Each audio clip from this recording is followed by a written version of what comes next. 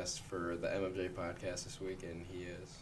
I'm Victor Gonzalez, the boys and girls soccer coach. All right. Thank you for coming and being on this episode. To start off, your team has had a lot of success over the past 4 years, especially winning the conference 4 years in a row, which is an amazing accomplishment, and the tournament, was it 3 years in a row? Correct. So that's pretty good. What do you feel helps push that success to keep happening?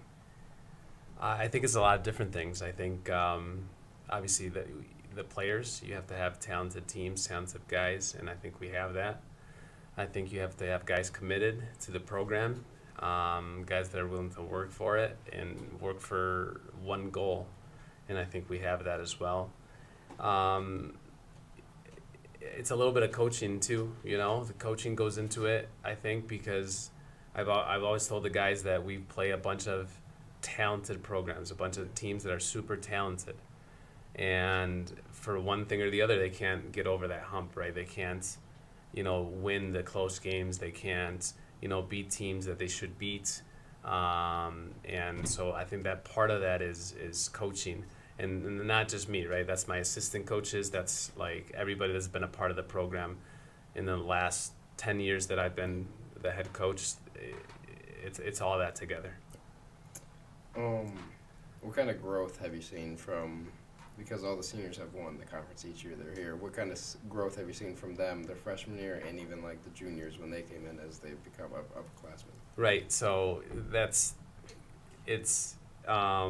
they won it all 4 years, but they haven't necessarily been on the varsity team that's won it, But obviously they're part of the program, so they're still champions, and that's how we talk about the program. Even if when we won regionals last year, I told the guys that weren't on the regional team, you're the champion too because you're part of this program. You helped these guys accomplish what they wanted to accomplish.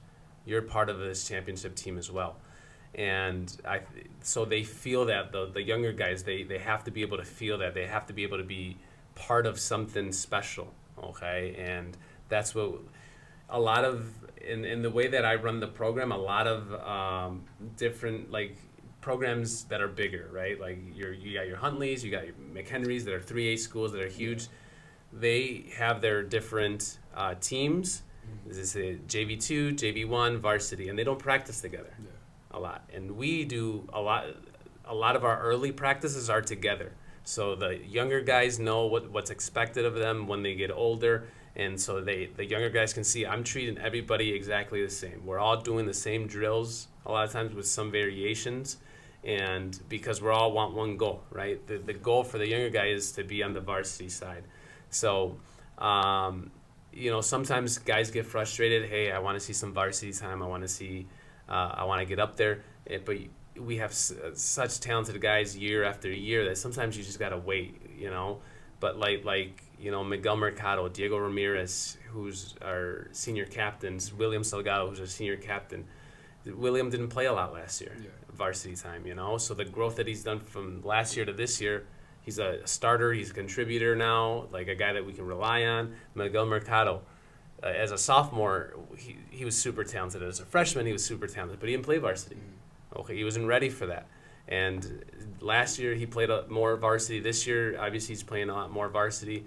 But, I mean, the growth is just the mentality change to want to be a part of it, to understand, like, hey, like, now it's my responsibility. I don't have seniors that can take some of the pressure off of me. I have to step into that pressure. And Diego Ramirez, same way, last year he wanted to play a different position. We just had better guys at that position, and so now he did his role. He did what we asked him to do last year, and this year he's playing the position that he wanted to, and he's excelling. Like, he just waited his time and is doing what's asked. So the growth is great to see, and the understanding and the buy-in to the program. That's what we want.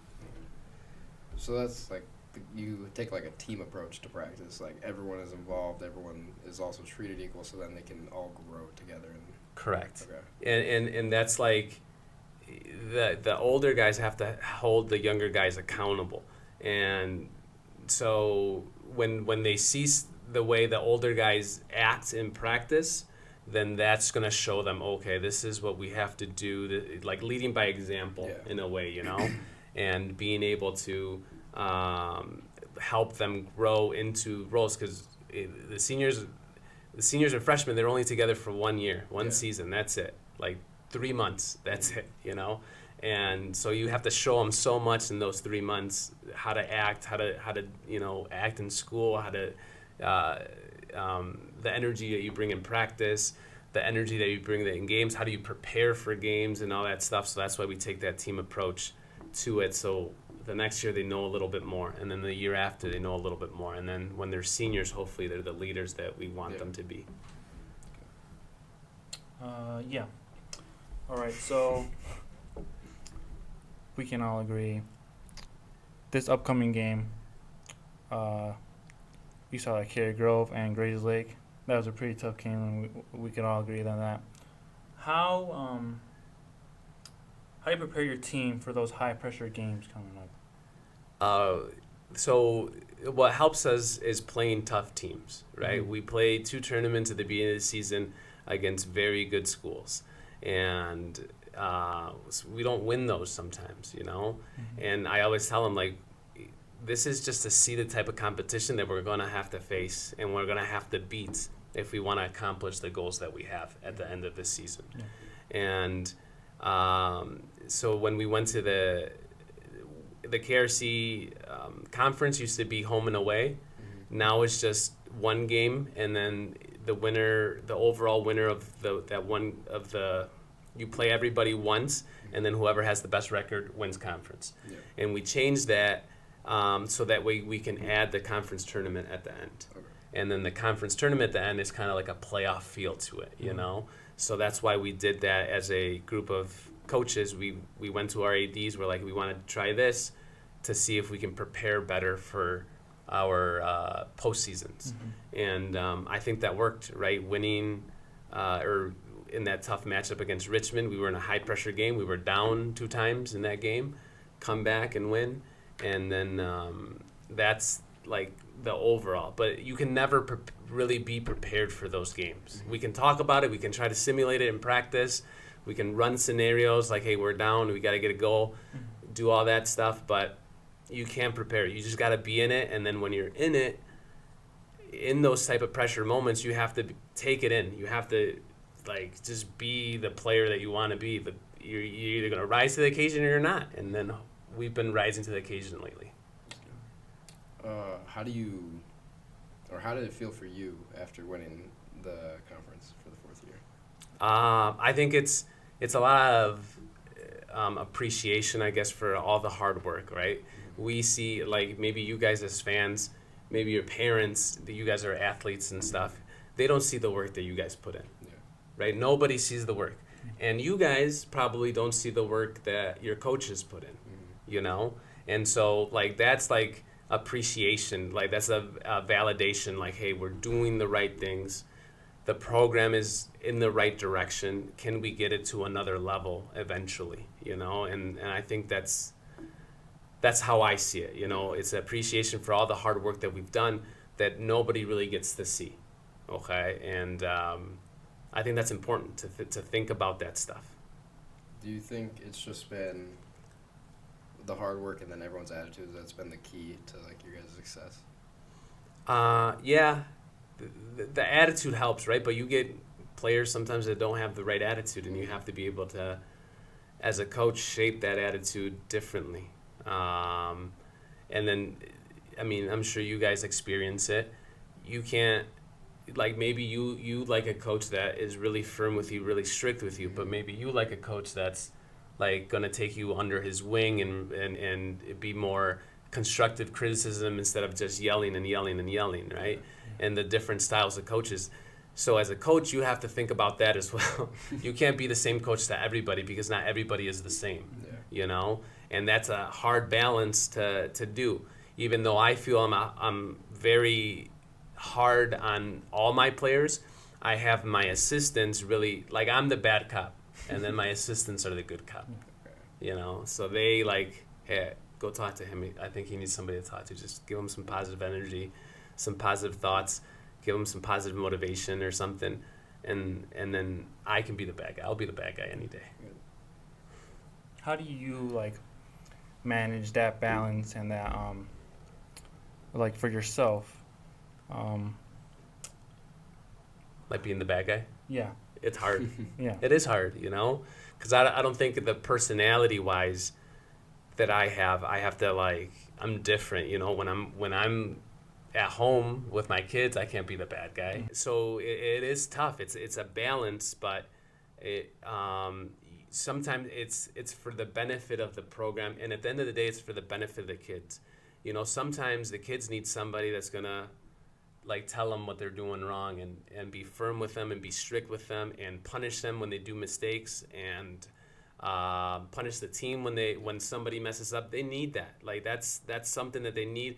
And right now they might not know that they need it, but in 5 years they'll be like, you know what, we did need that. Or in 10 years you look back and be like, you know what, I did need that. And then that's what I have to like think about. Like they need this sometimes. Not all the time, but sometimes. Have you like seen or reached out to any of the middle school kids that are coming up, or not reached out to them, but like have you seen some of them play? Yes. Sometimes like before when the field was getting built, we would practice after the junior high team and things like that. And I know some of the kids have brothers or cousins coming up and things like that. So I know a little bit about them. Not a lot, not a whole lot. Yeah. But at the end of the day, like they're coming into a pro, they have to buy in, right? Because, and this is what we tell the kids, we've had so many talented kids come through this program, so many, right?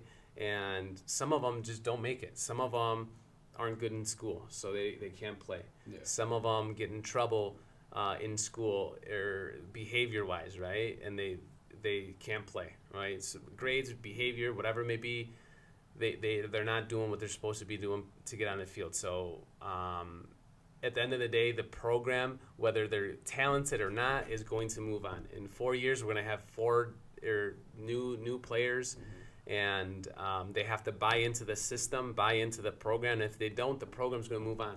They're not going to wait for anybody, no matter how talented you are. And we've had that so many times. What is like the most important thing, like most important aspect you want your players to bring to the game? To the game? Yes. Be smart. Like, so, and in football, right? It's the same thing. Like, you have to know, like quarterback, you have to read the defense. Like, what are they playing? Zone? Are they playing man? If they're playing man, where do I go with the ball? If they're playing zone, where do I go with the ball? Kind of the same in soccer. The defense, the formation that they're playing. Okay, they're playing this formation. I have to know that then this is their weakness of the formation. This is where I have to go. Just learning it on the fly. When we play a team that we've never played before, we haven't seen any film or anything like that, who are their weakest players? Where can we exploit them? Are they tall? Are they short? Can we win on corners? Can we not? Can we win on set pieces? Can we not? Can we their best players? Who are their best players? How can we defend them? Are they right-footed? Are they left-footed? How can I communicate that with my teammates?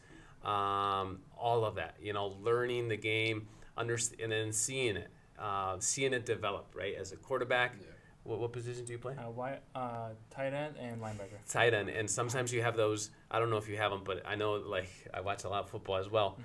You have the option play, right, where you can. I don't know if you run them here, but like you either, if it's this coverage, you go here. If it's this coverage, you go here, right? And you have to be able to see the play develop, right? You have to see it develop. And that's like learning the game. That's up here. Anybody can kick a ball. Anybody can throw a ball. Anybody can catch a ball, maybe. But but it's up here that's gonna like really make you the player, and stand out from the rest of the players that can kick it, that can throw it, that can catch it. So you talk about being smart in the game. What kind of attitude do you want the players to play to practice? And see, that's a hard one. That's hard because we always talk about you practice how you play, right? And it's hard for a high school player to practice how they play, because there's so many other things going on in their lives. There's school work that they're thinking about. Maybe they're thinking about their girlfriend or something. They're thinking about their friends. They're thinking about what happened in school today. And so practice how you play. That's how all the coaches want. Any sport, that's how they want, you know. But that's what I want. And sometimes it's like being the jerk in practice. Hey, we're not practicing right. Let's do some push-ups then. We'll do push-ups all day. Hey, we're not practicing right. Let's go run the hill. Okay, we're not practicing right. Let's go do some other form of punishment to kind of like get in their head that like, hey, it's not good enough. You know, like we have to, if we want to accomplish the things that we want to accomplish, we have to be better. Yeah. So that's kind of how you keep. Obviously, some players will get complacent with like all the success they've had, Right. but that's more of like the approach you take to keep them from getting complacent, Yes. so they can always want more. Yeah, and when you're like when we've won 4 in a row, everybody is going to bring their best game against you, their A game, right? They're not going to bring their B game, their C game. They're going to give it their best shot to take you down, and we've seen that time and time again. And it's difficult to get up game after game after game when you're getting the best shot of everybody. You know, that's difficult.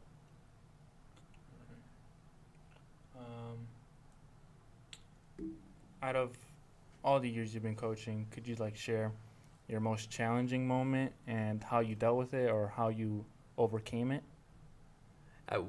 Early on in my coaching career, I felt like there's always one thing that derails this season. You know, there's different things that happen where kids go ineligible and they can't play like in the playoffs or something.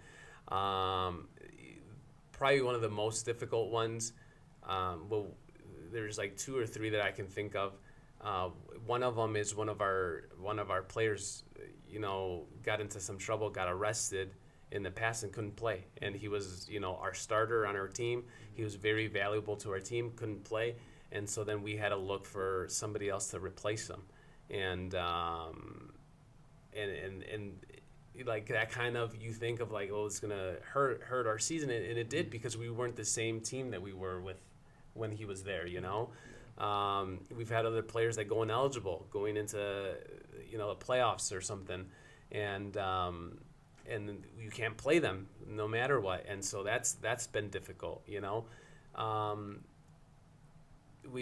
One season that I could think of was when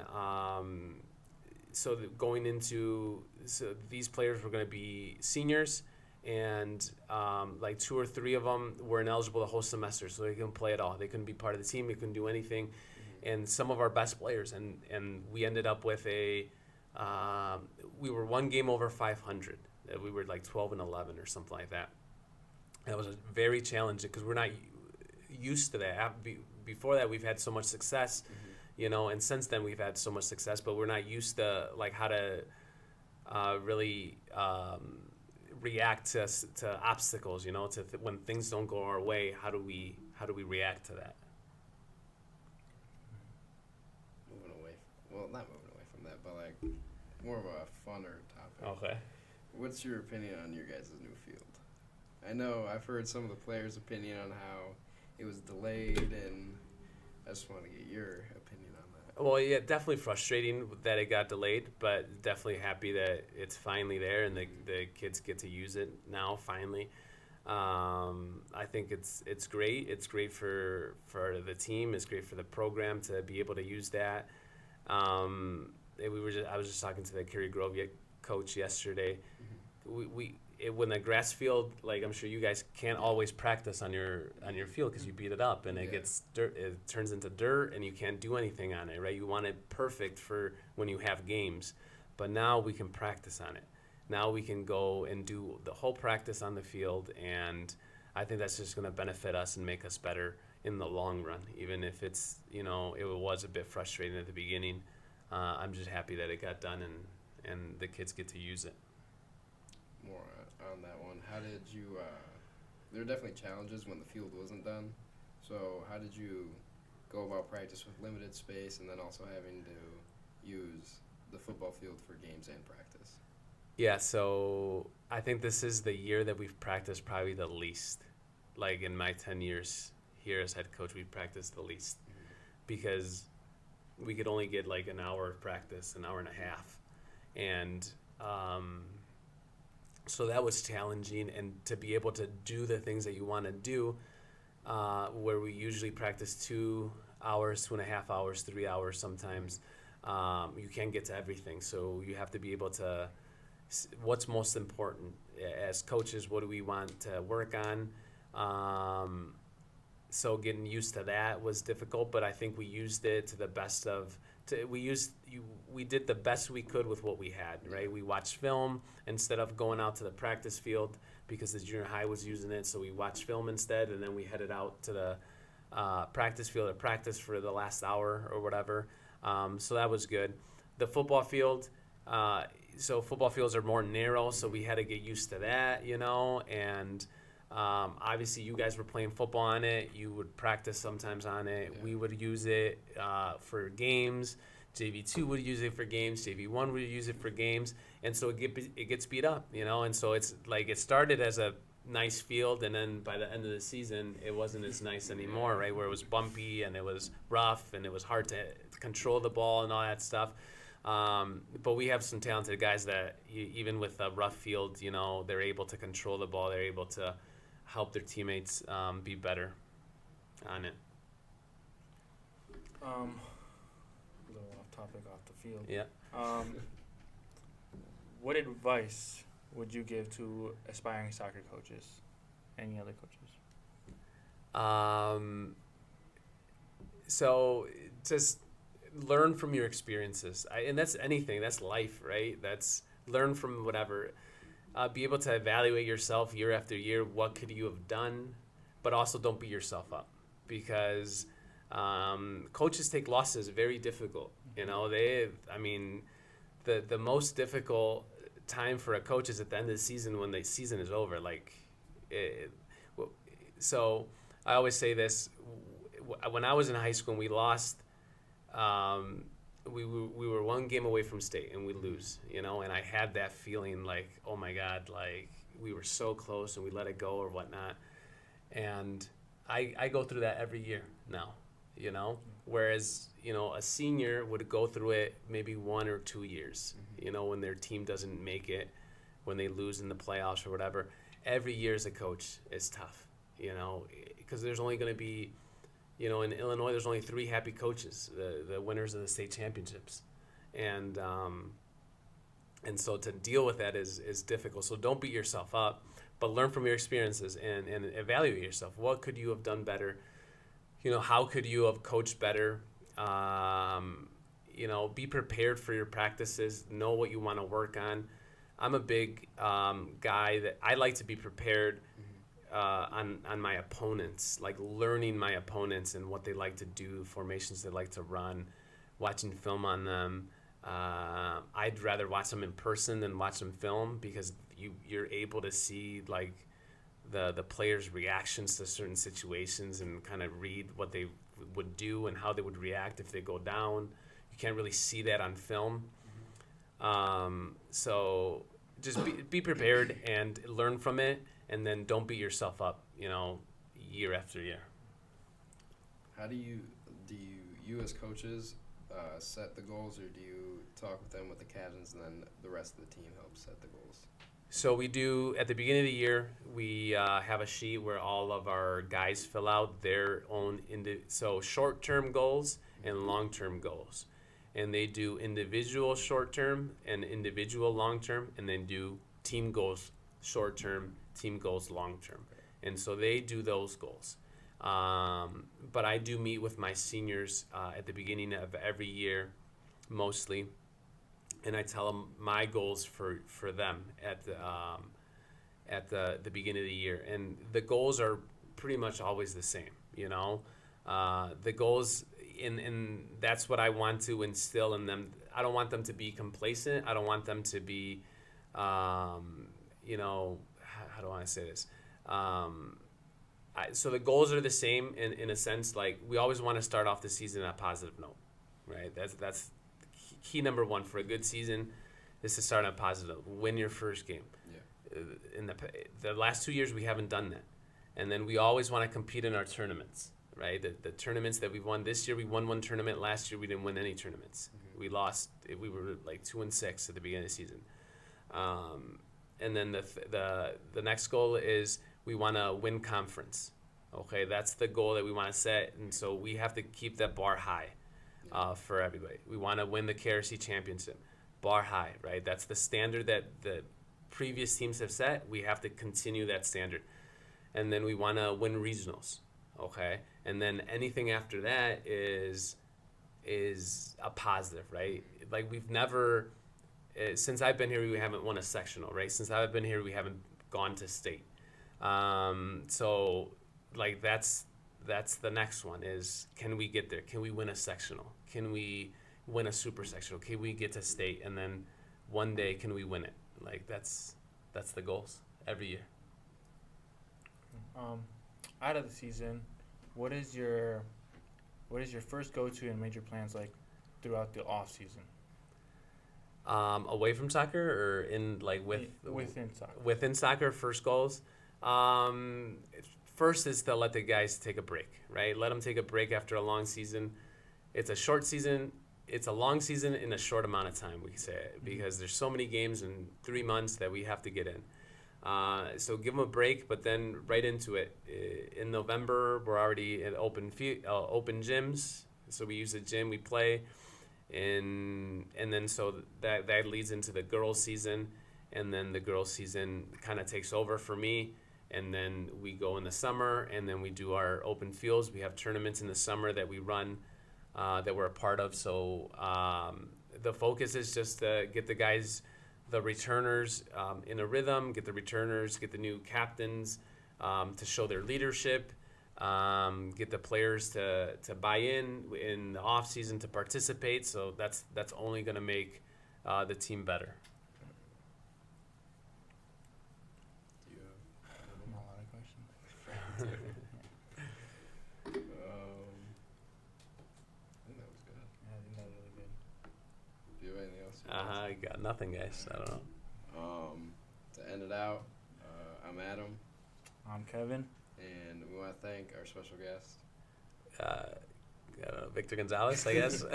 Coach Gonzalez. Once again for joining us for this conversation, and we wish you good luck for the rest of the season. Thank you. Appreciate it, guys. Thank you. Thanks for having me. Beautiful. Nice job, gentlemen. And I made it back in the perfect time.